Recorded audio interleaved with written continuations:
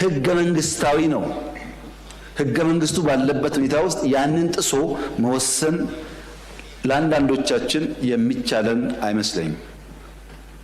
በዚህ አግባብ ቢታይ መልካም ነው። ፕሪቶሪያ ፍቱን መድኃኒት ነው። ቅድም እንዳልኩት አሸንፈን ሰላሙ ይሻላል ብለን ነው የተፈራረምነው። ፕሪቶሪያ ፕራይመሪሊ ለፌዴራል መንግስት የሰጠው ግዴታ መብራት፣ ቴሌኮም፣ አየር፣ በጀት ድጋፍ፣ ባንክ፣ ሰርቪስ ትግራይ ይፈጠር ነው። 100% መልሰናል። 100% ከዛ በላይ በዛ ሳይድ የታጠቀ ይፍታ፣ የተፈናቀለ ይመለስ ነው። ከፊሉ መጥቷል፣ ከፊል ይቀራል። አሁንም እዛ ላለው ኃይል የኔ መልእክት ህዝቡ ወደ ቤቱ ይግባ፣ ወደ ቀዬ ይግባ፣ ስራውን ይስራ። እኛ ፖለቲካሊ እንጨቃጨቅ ስለ ቀለሙ ጉዳይ ህዝብ እያሰቃየን አይሁን የሚል ነው። ትግራይን አንጻራዊ ሰላም አለ። እንደምታስታውሱት ከህዝብ ጋር ውይይት አድርጌያለሁ። እኔ ከተለያዩ ወረዳ መጥቶ ተወያይተዋል። የሀገር ሽማግሌዎች፣ የፖለቲካ ሰዎች ብዙ ስብሰባ አድርጌያለሁ። የትግራይ ህዝብ ሰላም፣ ልማት ይፈልጋል። የትግራይ ህዝብ አሁን ካለበት ውጥንቅጥና አረንቋ የሚያወጣው እንደ ሌሎች አካባቢዎች ራሱ ተግቶ ለፍቶ መልማት ይፈልጋል። የትግራይ ህዝብ ከሌሎች ወንድም ኢትዮጵያውያን ጋር በሰላም መኖር ይፈልጋል። ታዲያ ችግሩ ምንድነው ያላችሁ እንደሆነ ይሄ ስልጡን ፖለቲካ የሚያቅ የታገለ ያታገለ ህዝብ መድረክ እንጂ ተዋናይ መሆን አልቻለም። በፖለቲካ አውድ ውስጥ መድረክ እንጂ ተዋናይ መሆን አልቻለም። መድረክ ይጫወቱበታል እንጂ አይጫወትም። የትግራይ ህዝብ ከመድረክነት ወጥቶ የፖለቲካ ተዋናይ ለመሆን ራሱን በአዲስ ቲንኪንግ መቃኘት አለበት። ሁል ጊዜ በአንድ አይነት አስተሳሰብ የምንቆይ ከሆነ ብዙ ነገር ሉዝ እናደርጋለን። ድሮ አባባል ነው፣ አሁን ግን ይታያል እኮ።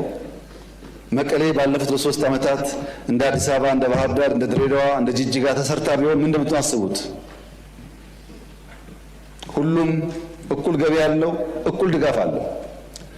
ሐሳብ ከሌለ ግን ጊዜ ካልሰጠን ግን ልማት አይሰራም። እና የትግራይ ህዝብ በቀጣይነት የፖለቲካ መድረክ ሳይሆን ተዋናይ እንዲሆን መደገፍ ያለበት ይመስለኛል። በትግራይ ውስጥ ከአንድ በላይ የፖለቲካ ፓርቲዎች አሉ። 5፣ 6፣ 10 ፓርቲዎች አሉ። ችግር የሆነው አብዛኛዎቹ የትግራይ ፖለቲካ ፓርቲዎች ያሉበትን ደረጃ ማሻሻል አልቻሉም።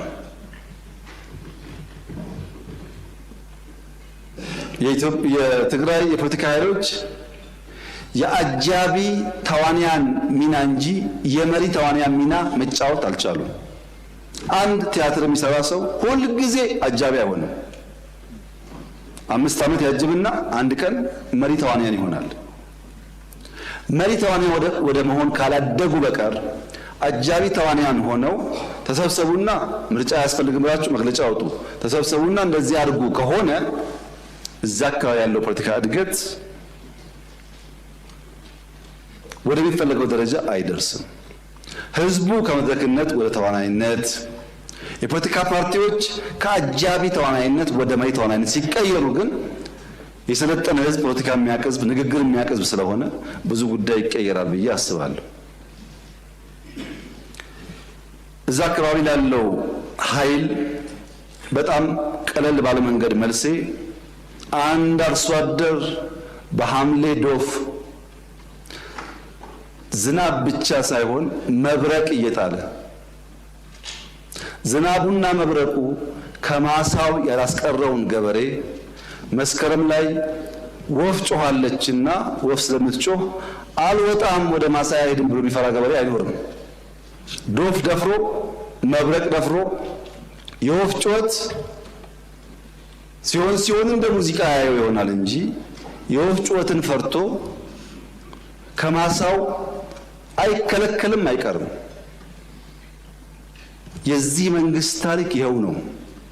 አሁን ያለው ድምፅ እንደ ወፍ ድምፅ ነው።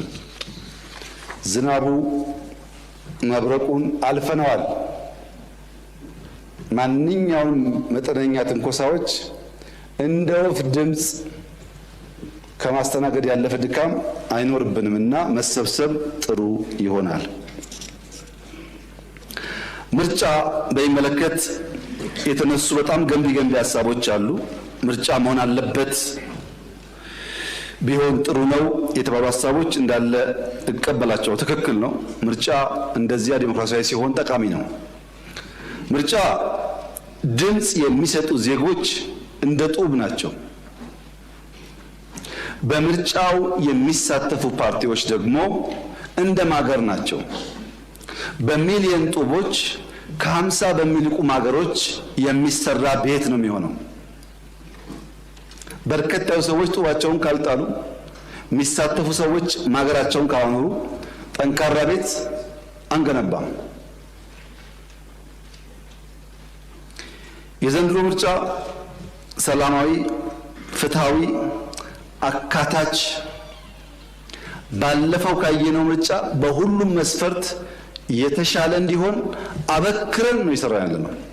አሁን ሚኒስትሮች ከሞላ ጎደል ሁሉም ሪጅን ላይ ነው ያሉት ቅድም የተባለውን ችግር ለመፈተሽ።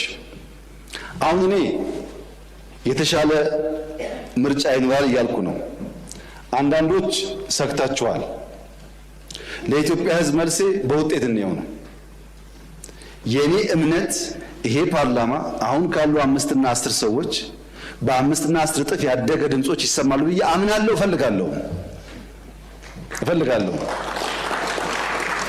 የአንድ ፓርቲ ድምጽ ከሆነ ለኢትዮጵያ አይጠቅማትም። ግን እኔ እንደዛ ነው የማምነው። ስልጣናችን እንደሱ ነው፣ ክትትላችን እንደሱ ነው። እናንተ የለም ብላችኋል። በውጤት እንየው። በእርግጠኝነት ግን አሁን ካሉ ሰዎች 5-10 እጥፍ ልዩ ድምጾች ፓርላማ ውስጥ እንደሚሳተፉ ጥርጥር የለኝም። ይሄን መንግስት ይሁነኝ ብሎ ይሰራዋል። አውድ ማስፋት ብቻ ሳይሆን ይሁነኝ ብሎ ይሰራዋል። ምክንያቱም ያስፈልጋል። ዛሬም እንኳን አንዳንዱ ለጠጥ ያለ ጉዳይ ቢኖርበትም በጣም ጠቃሚ የሚባል ግብአት ያገኘ ነው ከእናንተ ነው። መኖራችሁ ፋይዳ አለው፣ ጉዳት የለውም። እንደ ጉዳት የሚታያል በተለይ ለኢትዮጵያ። በዚህ ምክንያት በደንብ አበክረን የምንሰራበት ጉዳይ ይሆናል። መንግስት ስራውን እርግፍ አድርጎ ትቶ ምርጫ ላይ ገንዘቡን ጊዜውን እያባከነ ነው የተባለው ክስ ብልጽግና ደግሞ እኛን የኛ አባል መሆናችሁን ዘነጋችሁት እንዴ? ምርጫውን እርግፍ አድርጋችሁ ትታችሁ ቀን ከሌሊት ኮሪደር ትላላችሁ፣ ስራ ትላላችሁ ነው እያለ ነው ያለው። የትኛው ነው እውነቱ የሚለውን ለማየት ምክር ቤት አባላት ስትወጡ ዳታ አገላብጡ። የሁሉም አገር እድገት በምርጫ ዓመት ይቀንሳል። በምርጫ ዓመት የመንግስታት እድገት ይቀንሳል። ለምሳሌ የህንድ አምና ቀንሷል። የኛ ከአምናው በልጦ 10.2% ያድጋል ከተባለ የሚሰራ መንግስት አለ ማለት ነው። በምርጫ ዘመን ትሬንዱ መቀነስ እንጂ ማደግ አይደለም።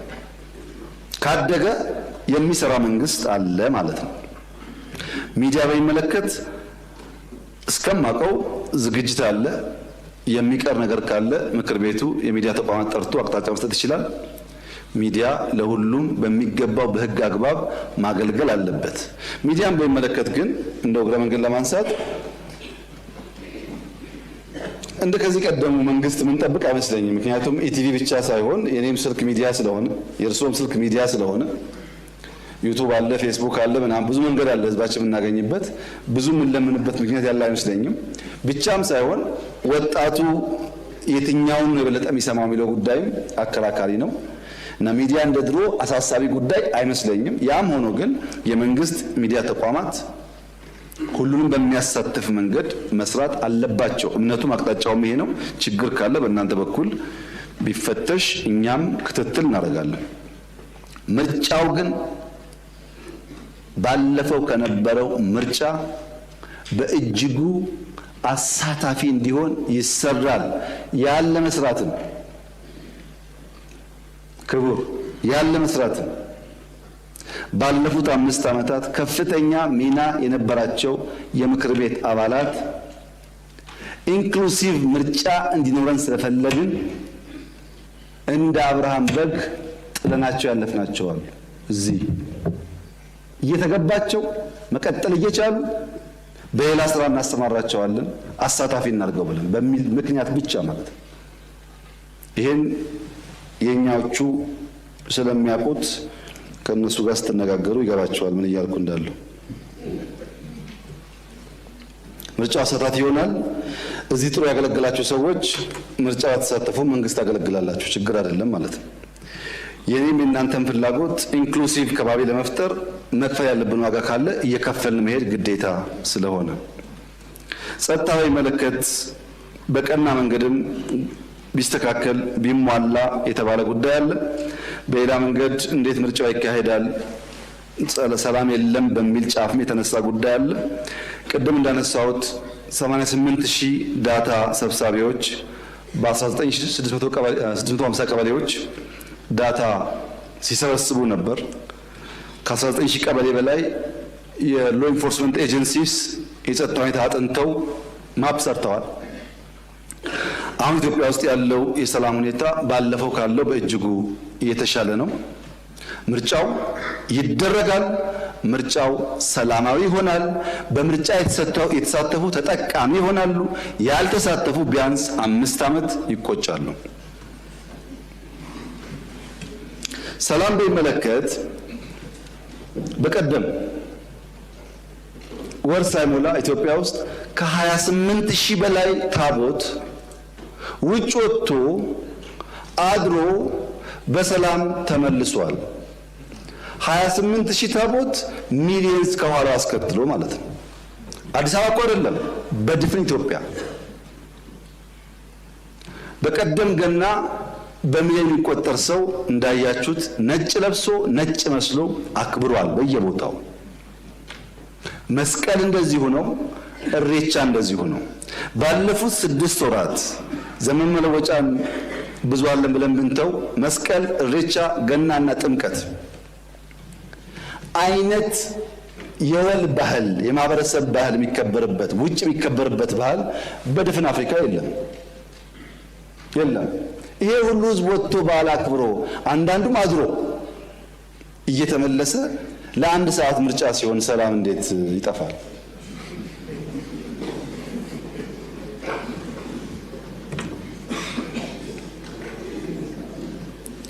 የሞኝ ዘፈን ሁልጊዜ አበባዬ ነው ይባላል።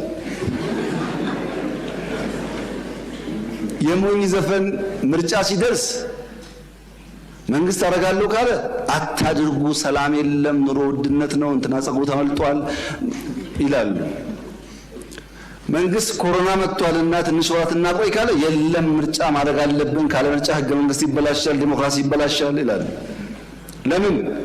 ሽግግር መንግስት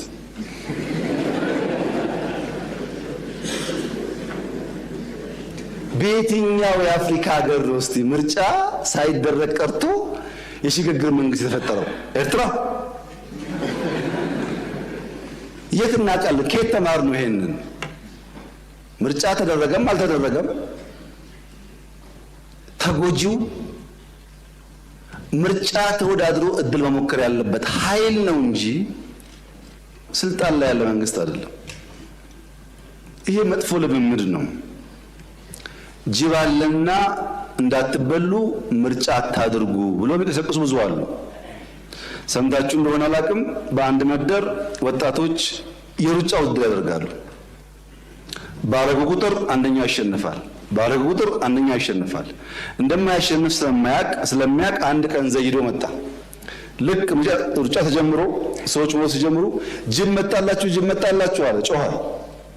ወደፊት እየሮጠ የነበረው ሰው ጅብ መጣ ብሎ ወደ ኋላ ተመልሶ አልፎት ሄደ። እነሱ ወደዛ ሲሮጡ ወደዚህ ሮጦ ቀደማቸው እሱ። አሁን ጅብ አለና ምርጫ አትውጡ፣ ከዛ ሽግግር መንግስት መጥቶ የቀደም እንሆናለን የሚል አደገኛ በሽታ በወንድሞቻችን ጭንቅላት ውስጥ ገብቷል። ይሄ ጠቃሚ አይደለም። ምርጫ ጥሩ ነው። ፐርፌክት እንኳን ባይሆን ለምሩ ጥሩ ነው። ፐርፌክት ላይሆን ይችላል፣ ግን ልምድ ጥሩ ነው። በእኛ በኩል ያለ ኮሚትመንት ግን በዚህኛው ምክር ቤት በእያንዳንዱ ክልል ምክር ቤትም ብዙ ድምጾች እንዲሰሙ መንግስት ይሁነኝ ብሎ መስራት አለበት። ታች በወረዳ አካባቢ የተባለው ይሄው ነው አቅጣጫው። በዚሁ ይሰራን ያለ ነው። ምናልባት ግን እርሱ ያሉት ችግር ካለ እንፈትሻለን፣ እናስተካክላለን።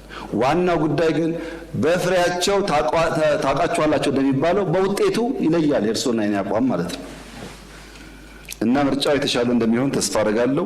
ያልተመዘገባችሁ ተመዝገቡ፣ ያልወሰናችሁ ወስኑ። ሰፊ እድል የሚገኝበት ምርጫ ስለሆነ መወዳደር ጥሩ ይሆናል ብዬ አስባለሁ። ውይይት በሚመለከት ኢንክሉሲቭ ናሽናል ዲያሎጉ አሁን ያለበት ደረጃ ከኔ ይልቅ እናንተ ሪፖርት ይኖራችኋል። በእኛ ሀገር መልካም ውይይት ከመኝታ ይበልጣል ይባላል። አልጋ አካልን፣ ውይይት ልብን ያሳርፋል። በመወያየት ውስጥ ብዙ የማናያቸው የማናቃቸው ስብራቶች ይጠገናሉ። መወያየት ክፉ አይደለም፣ ጥሩ ነው። ኢትዮጵያውያን ለዘመናት ጦርነት ሰርተዋል። ለዘመናት ጦርነት አበጃጅተው ታሪክ ሰርተው አልፈዋል። አሁን ያለን ትውልድ ደግሞ በውይይት ሀገረ መንግስት እንስራ። ለመወያየት ዝግጁ መሆን ጥሩ ይመስለኛል። ተቋሙ እኔ ባለኝ መረጃ በመቶ ሺዎች አወያይቷል። አሜሪካ፣ አውሮፓ፣ መካከለኛው ምስራቅ፣ አፍሪካ ሳይቀር እንደ ከዚህ ቀደም አይነት ውይይት አይደለም። ኤቭሪዌይ ኢትዮጵያውያን አወያይቷል። በሺህ ገጾች የሚጠጋ አጀንዳ ሰብስቧል። እስካሁን ያለው ስራ አጀንዳ መለየትና ለዋናው መድረክ የሚወያዩ ሰዎች መለየት ብቻ ነው። ትግራይም እንደነገሩኝ ከሆነ ከ10 በላይ ስብሰባ አድርገዋል። ከብዙዎች ጋር ተወያይተዋል። ከ95% በላይ የኢትዮጵያ ሕዝብ ውክልና ሰጥቷል። ምንም ዲያሎጉን ሊያቆም የሚችል ነገር የለም። ዲያሎጉ ግን ለሁሉ ክፍት ነው። እናንተና መወያየት አትችሉም ተብሎ የሚከለከል ግለሰብም ቡድንም የለም። አልፈልግም ካለ ግን የሚገደድ ደግሞ የለም። ለምሳሌ በአሁኑ ምርጫ 50 ሚሊዮን ኢትዮጵያዊ ካርድ መስጠት የሚያስችል መብት ቢኖረው በህገ መንግስቱ 40 ብቻ ፈቅዶ 10ን ቢብል አስገድደን ምርጫ መጣ አንለውም። እባካችሁ ምረጡ፣ አስፈላጊ ነው፣ ጠቃሚውን እንላቸዋለን፣ አናስገድዳቸው። ውይይት ያስፈልጋል፣ እባካችሁ እንወያይ፣ ጠቃሚውን እንላለን፣ አናስገድድም። ማጆሪቲ ይወያያል፣ ህግን ተከትሎ የሚያሻሽለው ጉዳይ ካለ ያሻሽላል። ማይኖሪቲ በዛ ህግ ይገዛል ማለት ነው። እኔ ባለኝ ሪፖርት እስካሁን ባለው ውይይት በጣም ድግግሞሽ አለ። ኦሮሚያ ክልል የተነሳ አጀንዳ አማራ ክልል አለ፣ አማራ ክልል የተነሳ አጀንዳ ቤኒሻንጉል አለ። የህዝቡ ፍላጎት ይቀራረባል፣ አብዛኛው ጥያቄ ተቀራረበ ነው። ያን ግን በሰከነ መንገድ በበሰለ መንገድ ተወያይቶ ለልጆቻችን ጠንካራ ሀገረ መንግስት ለመፍጠር የሚያስችል መደላድል መስራት ከኛ የሚጠበቅ ይሆናል። ኮሚሽኑ አሁን ያለበት ደረጃ ከሞላ ጎደል አጀንዳ ለይቷል፣ ከሞላ ጎደል ተወያይ ለይቷል። ያንን ፋይል ዘግቶ ቀጣይ ስራ የሚሆነው የተመረጡ ሰዎችን አወያይቶ አጀንዳውን አብላልቶ ብዙዎቻችን አሳትፎ ለዚህ ምክር ቤት ለመንግስት የሚሆን ሪኮሜንዴሽን ማውጣት ነው። ይሄን በጋራ የምንከታተል ይሆናል። ሂደቱ ግን በጣም ጥሩ ይመስለኛል። ብዙ ትምህርትም ተገኝቶበታል። ለምሳሌ የኦሮሞ አርሶ አደር ከአማራ አርሶ አደር፣ ከሲዳማ አርሶ አደር፣ ከጋሞ አርሶ አደር የተለየ ፍላጎት እንደሌለው ይሄ ውይይት አረጋግጧል። ፍላጎታችን ከሞላ ጎደል አንድ ነው በሁሉም ጉዳይ። በአንዳንድ ጉዳዮችም ለማድመጥ የሌላውን ፍላጎት ለማስተናገድ ዝግጁ የሆነ ማህበረሰብም ታይቷል። አልፎ አልፎ ደግሞ ጫፍ ይወጣም አለ። ይሄን የምናርቅበት የምናስተካክልበት እንደሚሆን ተስፋ አደርጋለሁ።